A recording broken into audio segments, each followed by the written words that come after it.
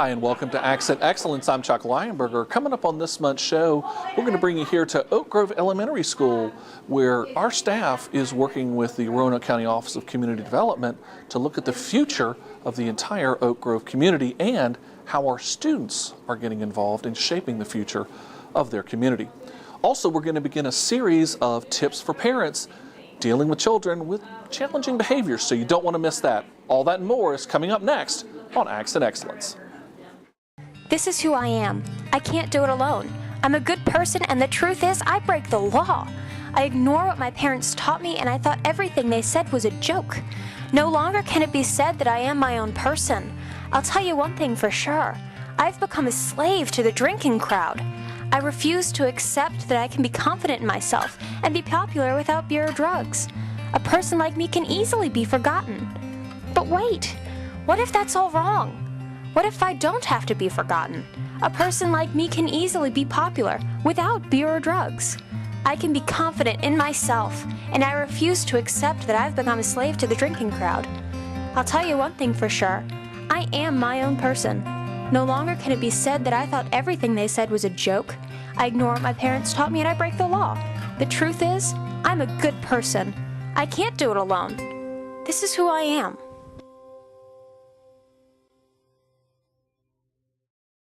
Hi and welcome back to Accent Excellence. We're at Oak Grove Elementary School, and joining me is Dr. Rhonda Scull. Of course, she's our Director of Secondary Instruction here at Roanoke County Public Schools, and also Barry Trent. He's our Supervisor of Health and PE here for Roanoke County Public Schools, and also is the one of the coordinators for the Student Advisory Council. And Dr. Scull, today we are working with the Roanoke County Office of Community Planning. All of a sudden, we've got schools involved in community planning. What's going on?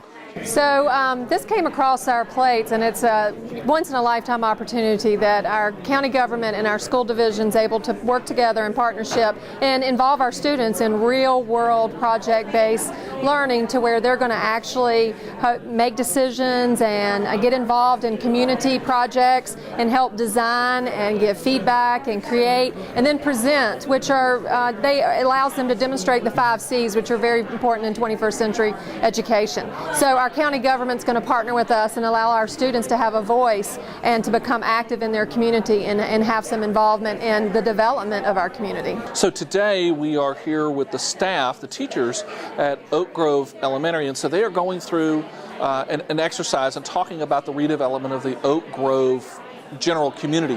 Why is it important that we get staff doing this to help students? So it's real important to have lay the foundation for the staff so they understand the project, and then what we're going to do is introduce this same project to our middle school and high school staff.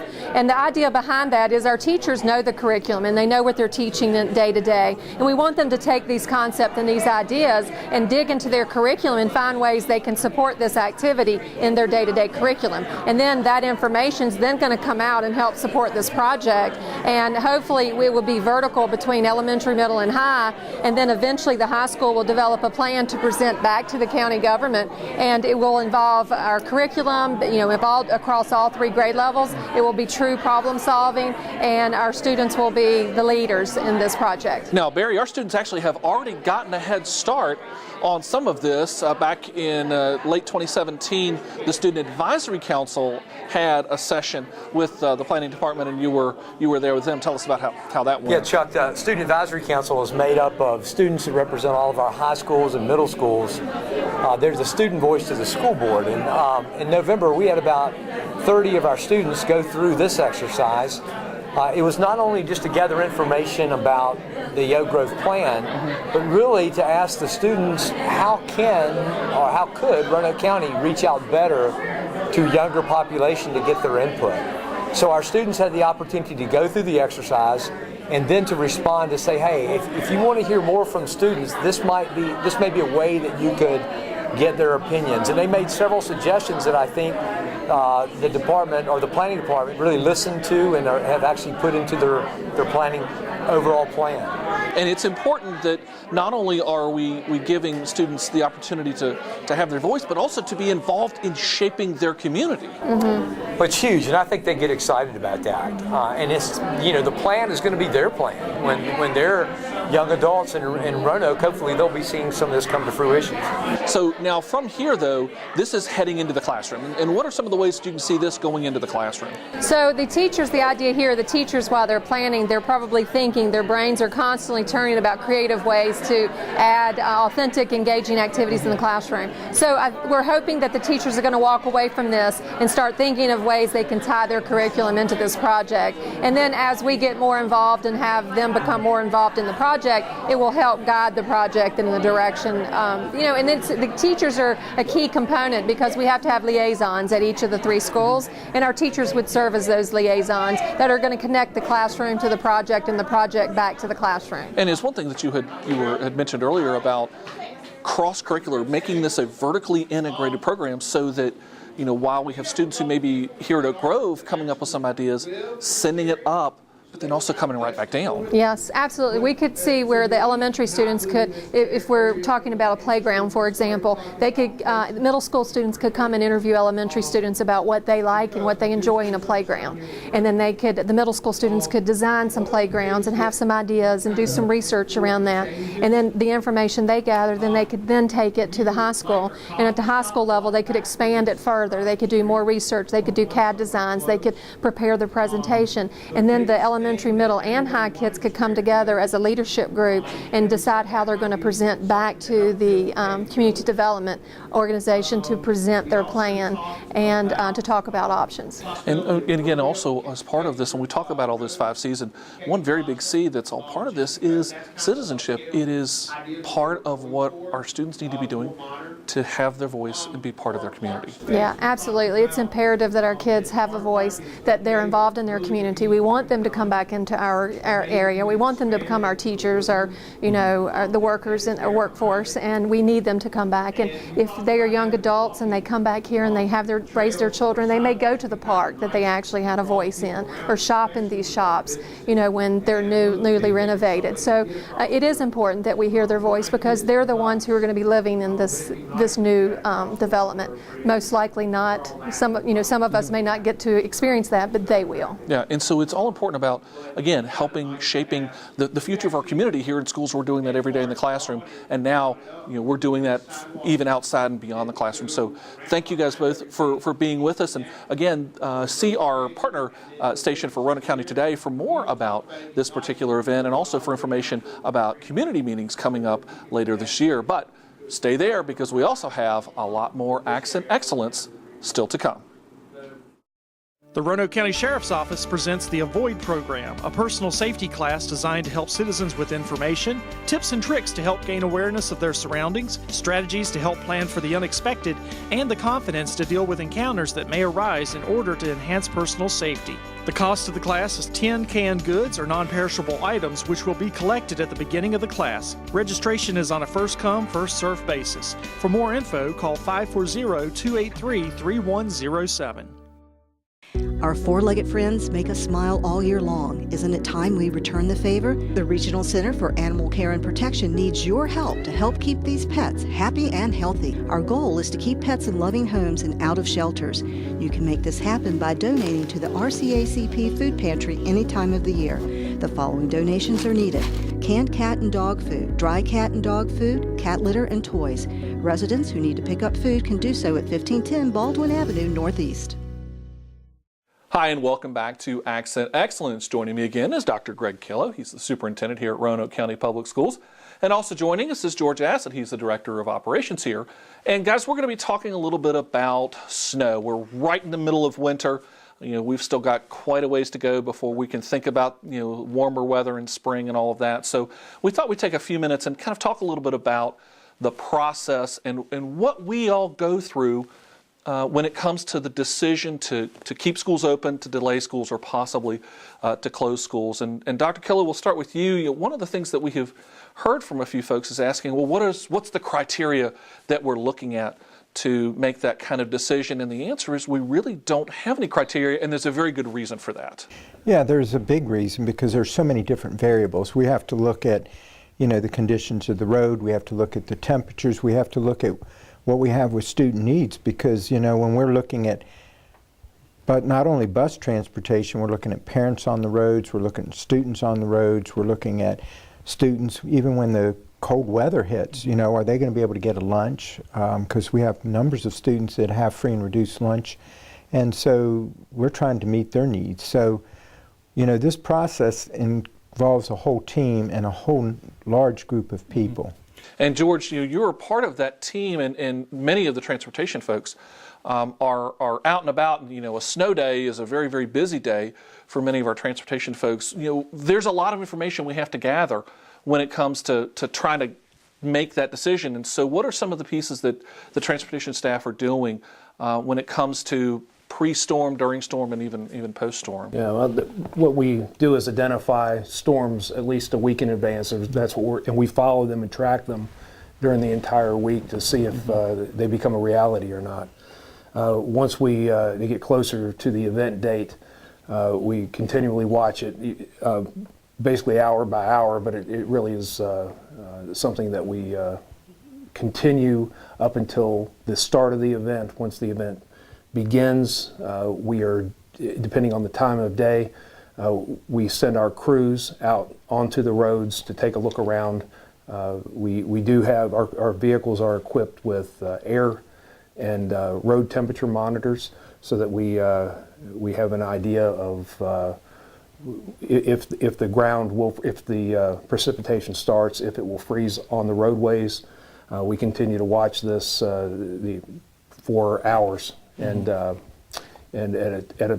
certain times of the day, depending again when the event begins, we'll talk to we have 8 people that are on the roads, and we get with them, discuss the road conditions, and then we talk to Department of Transportation, Roanoke County Dispatch, and then we get with Dr. Killo and discuss what our next move will be. Yeah, and one of the things also, George, that I think it's important that folks realize, the Roanoke Valley is not flat. It is decidedly not a flat place. So, the valley is a bowl with the cities of Roanoke and Salem and some of Roanoke County there in the flat of the bowl. But a good part of the county is on the sides and the lip of the bowl, and road conditions can be very different compared from the bottom of the valley compared to what's up in the higher elevations. Now that's true, and it's not always that the higher elevations are the worst roads. Sometimes the ones in the bowl are the worst roads, especially when we would be normally picking up children. And I think that's a big issue. I mean, George and his team are very good at having a great deal of communication. We're talking a whole lot through the event, and the amount of work and information he's gathering from his team, and we're constantly talking and trying to make a informed, appropriate decision, knowing again the impact that this has not only on teachers and students but on families and everything else that's involved. And I like that we are partners with other groups in this community when we're making this decision.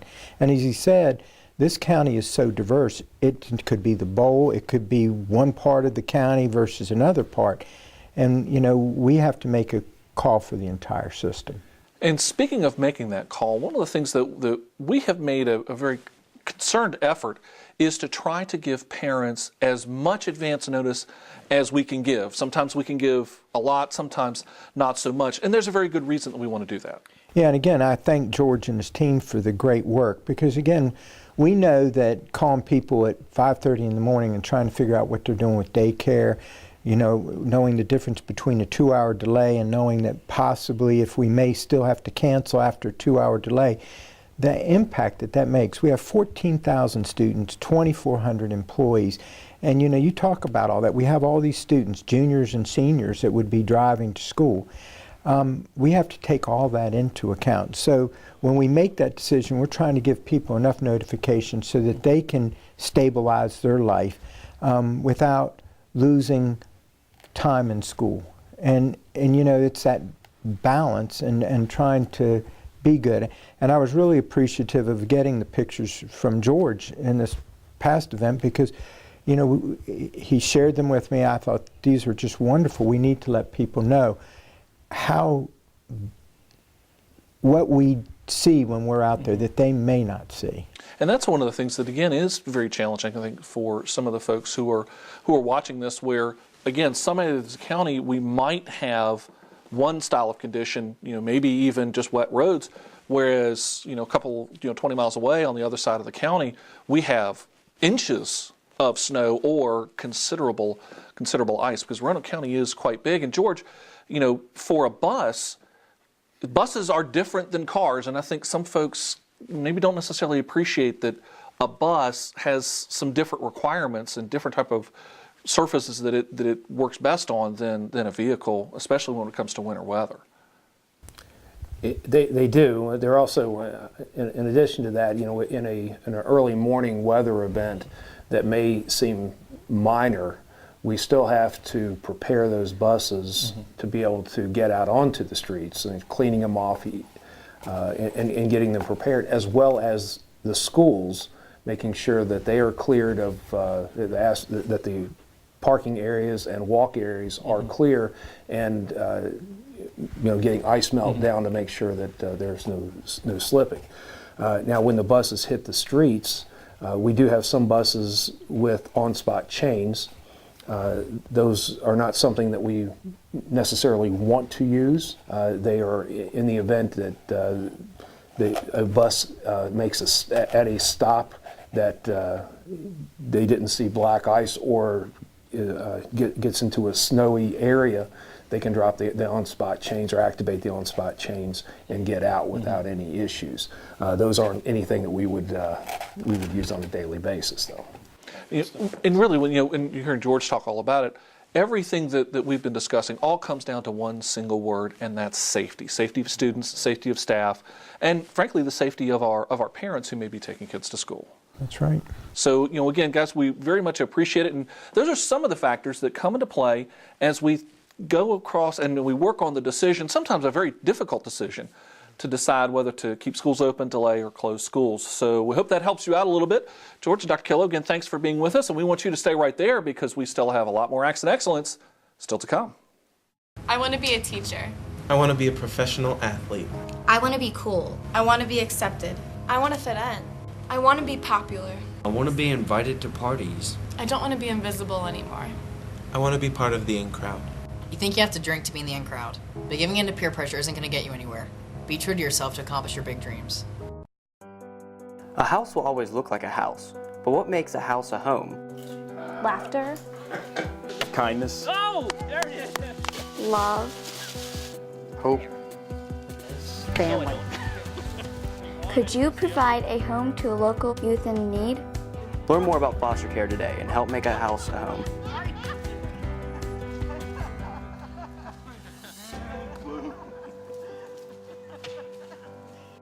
Hi, and welcome back to Accent Excellence. We're at the Roanoke County Public Schools Administration Building. And joining me is Tracy Lee. She's a Family Engagement Specialist with the Virginia Department of Education. So first of all, Tracy, welcome to Roanoke County Public Schools. Glad to have you here. So you've held an event that we are going to be kind of doing a series of conversations about tips for parents who maybe have some children that might have some behavior issues. And frankly, in many respects, I think all of us in some way, shape, or form have behavior issues, and I'm probably just as some of these I see and I'm going guilty, guilty, and guilty again.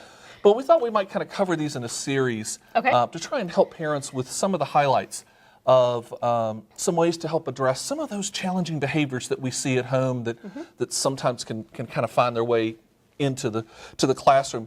But one of the things that you're talking about right off the bat is, the best way to address the problem first is to identify that problem, and it's all about data. Right, absolutely. It's really important to collect behavior data at home for parents to do that, and there are several reasons. One reason that you want to collect data is it helps you determine what exactly is causing the child's behavior, because you can't address a behavior if you don't know what's causing it. The next reason that you might want to is that, especially if your child has a disability, data can help drive IEP team decisions, and that's really important as well.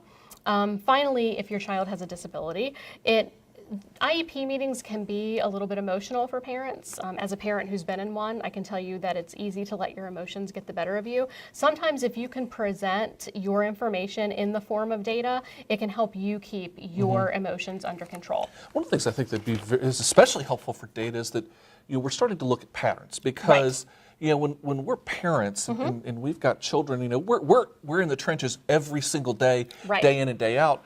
It's difficult sometimes to get back to that 20 or 50,000 foot view to kind of say, oh, I'm seeing a trend here. Right, to see patterns. And when you collect data, it can be very simple. You don't need to use some formal tool. You can use a spiral notebook, a small spiral notebook, and a pen, and just keep it with you all the time so that you can put the data in there. The things that you want to be collecting, you want to be thinking about ABCs.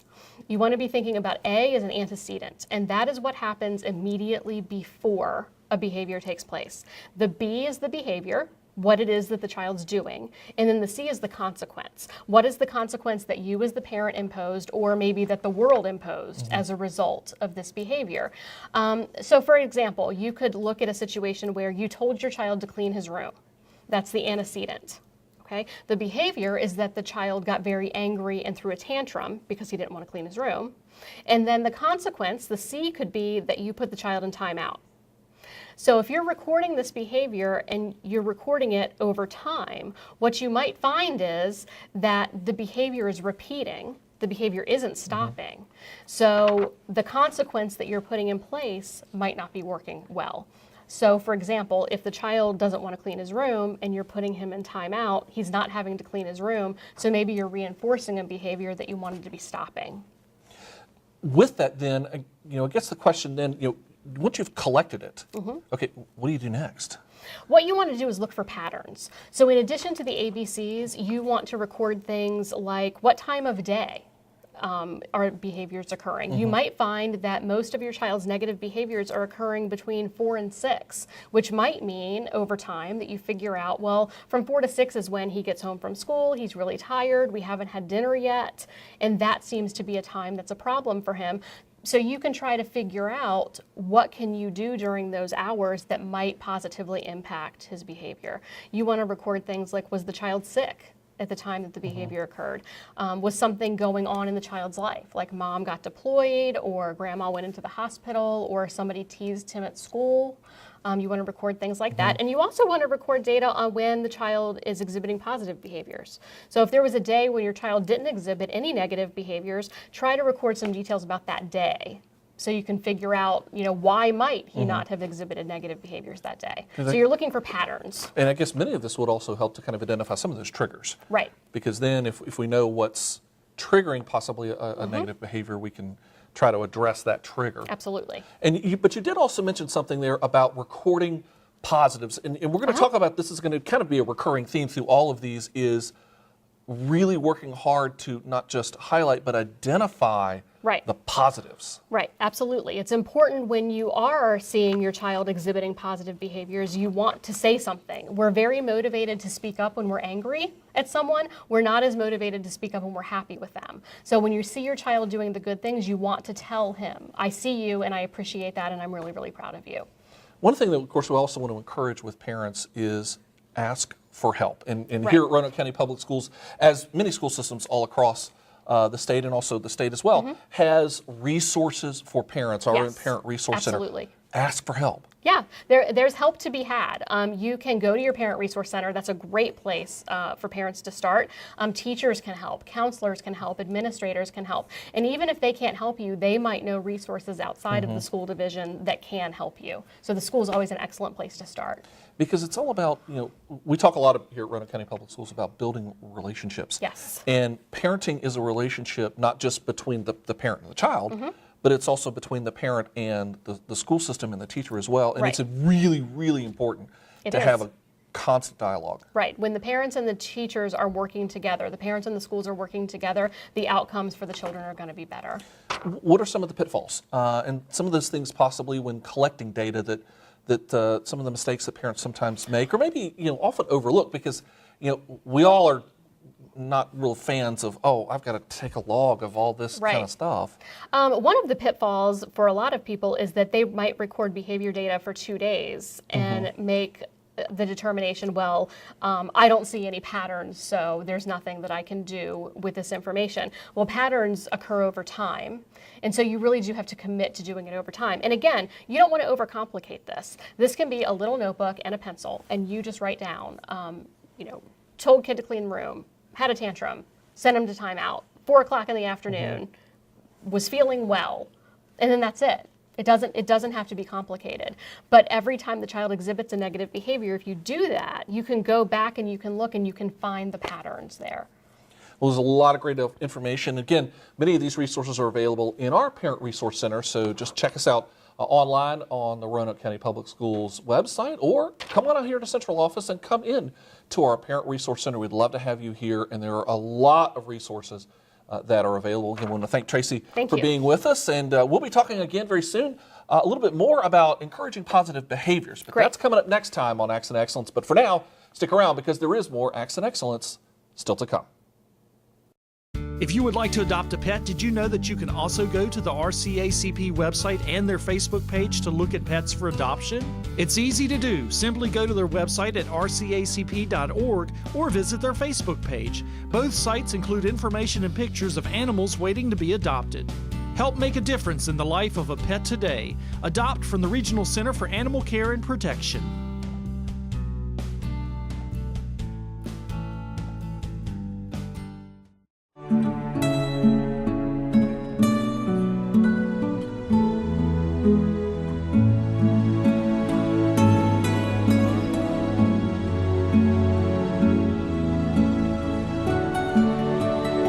You cared then. I need you to care now. Don't turn a blind eye to teenage drinking. Welcome back to Acts and Excellence. We're almost out of time for this month's show, but before we go, we have a few things to pass along. We want to remind you that kindergarten registration begins this month. So parents that are looking to register their children for kindergarten for the upcoming 2018-19 school year can go online to the Roanoke County Public Schools website for more information. Just click on the parent and student link and then kindergarten registration to see information about what documents and things you need to be bringing for kindergarten registration, and things like your child's birth certificate, the immunization record, and a proof of residency. And so we hope that you will get ready and get started. We're looking forward to seeing all of our kindergartners coming up for the start of the 2018-19 school year. Now runners, get ready. It is time for the 5th annual backpack run. That's coming up March the 24th at Green Hill Park. And so we have a slightly new course this year, a little bit of a modified course, and you can find out more information on the Backpack Run site. Again, go to the Roanoke County Public Schools website, click on Departments, Education Foundation, and then you can find out more about the Backpack Run. Registration is open right now, so we hope that you will come out to register for the 5th annual Backpack Run. And don't forget, we have our Family Fun Run, that 2.5K, that will start just before the Backpack Run. We also want to remind you that the annual Roanoke County Science Fair is coming up on Saturday, February the 24th. This will take place at William Byrd Middle School. Here are some pictures from last year's Science Fair. Now, this is a great opportunity to come and see all of the different experiments that have been conducted by middle and high school students from all across Roanoke County, and also our students at the Burton Center for Arts and Technology. The house and the gym will open up around 11:30 for public viewing. This will give you the opportunity to come around and look at all of the various experiments that the students have done, and also get a chance to ask them questions and hear their various presentations about what they discovered. And then around 12 o'clock, we'll move over into the auditorium for awards. And so we wish good luck to all of our Science Fair participants and the winners who will move on to the Regional Science Fair at Virginia Western Community College. That's going to do it for this month's edition of Acts and Excellence. Remember, if you'd like to learn more about Roanoke County Public Schools, be sure to check us out online, and of course remember to like us on Facebook and Twitter. I'm Chuck Lionberger. Thanks for watching, and we'll see you next time.